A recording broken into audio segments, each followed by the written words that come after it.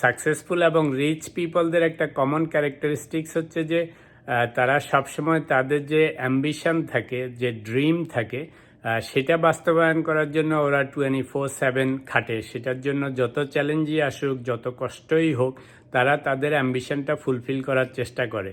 তো মজার ব্যাপার হচ্ছে যে যতদিনে তাদের অ্যাম্বিশন ফুলফিল হয়, ততদিনে তারা রিচও হয়, নামখ্যাতিও হয়। অলমোস্ট 100% পিপলেরই বড় বড় ড্রিম থাকে, বড় লোক হওয়ার স্বপ্ন থাকে, বড় মানুষ হওয়ার স্বপ্ন থাকে। বেশিরভাগ সময়ই যখন বড় বড় স্বপ্ন দেখেন আপনি, সেই বড় স্বপ্ন সার্থক করার জন্য কিন্তু সাংঘাতিক রকমের পরিশ্রম করা লাগে, চ্যালেঞ্জের সম্মুখীন হইতে হয়। সেগুলি কখনোই সহজ না।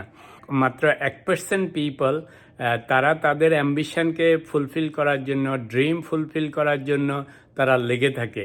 তো যখন চ্যালেঞ্জের সম্মুখীন হয়, 99% পিপল কিন্তু গিভ আপ করে, অর্থাৎ তখন তারা ছেড়ে দেয়।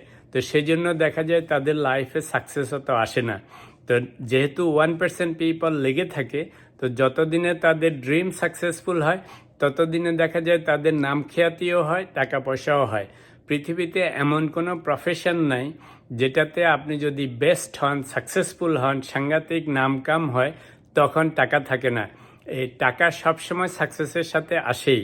তো সেই জন্য প্রত্যেকের উচিত, যার যে জিনিসের প্রতি প্যাশন থাকে, ড্রিম থাকে, অ্যাম্বিশন থাকে, তো সবসময় আগে অ্যাম্বিশনটা সাকসেসফুল করার চেষ্টা করেন। দেখবেন যে টাকা সাথে সাথে আসবেই।